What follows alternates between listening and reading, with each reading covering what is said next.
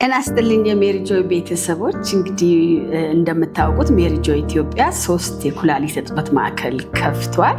በአዲስ አበባ፣ በሐዋሳና በአርባ ምንጭ፣ በቅርቡ ደግሞ ደብረ ብርሃን ይከፍታል። ነገር ግን ከከፈትን በኋላ የገጠመን ጉዳዮች ምንድናቸው?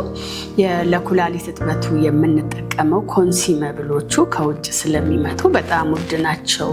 ስለዚህ በብዛት ደግሞ የሚታጠቡት ወጣቶች፣ ህፃናቶች ከ18 ዓመት በታችም አሉን።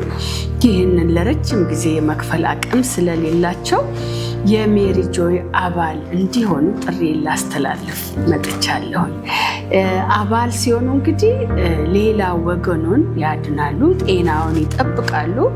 ነገ እንኳን አንድ ነገር ቢከሰት ዋስትናው ነውና አባል በመሆን ጤናውን ይጠብቁ፣ ዋስትና ያገኛሉ፣ ሌሎችንም ያድናሉ፣ የሌላውንም ህይወት ይቀጥላሉ። አመሰግናለሁ። ሜሪ ጆይ ኢትዮጵያ